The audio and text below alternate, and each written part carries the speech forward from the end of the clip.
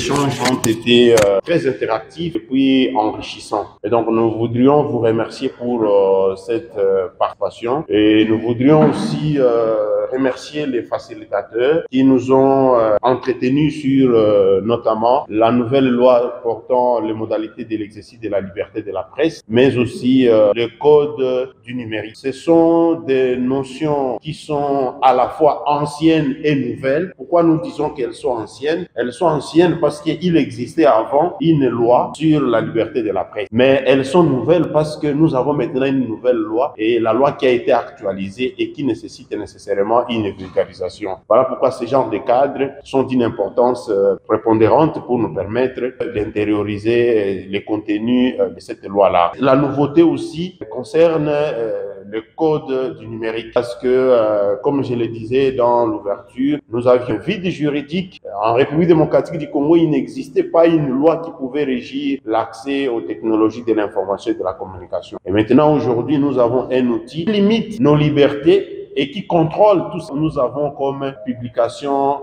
que nous mettons à la place. Et donc, nous remercions les facilitateurs, nous remercions tous les médias pour leur participation. Nous remercions aussi, et cela de manière particulière, notre partenaire qui est la coopération suisse, c'est-à-dire la direction du développement et de la coopération en République démocratique du Congo, qui est un partenaire qui nous aide, qui nous accompagne dans le cadre de la réalisation de ces projets portant sur le renforcement des capacités des journalistes. Comme vous le savez, aujourd'hui, c'était la deuxième année après celle qui a concerné les journalistes de manière générale, et celle d'aujourd'hui a concerné particulièrement les responsables et rédacteurs en chef. La recommandation que nous vous formulons, c'est celle, plus de ce que vous nous avez formulé et que nous allons remonter jusqu'au niveau des Goma et au niveau des bailleurs et d'autres partenaires. Mais la recommandation que nous vous formulons, c'est celle d'apprendre à partager ce que vous venez d'apprendre ici au niveau de vos rédactions respectives. Il y a des modules comme toujours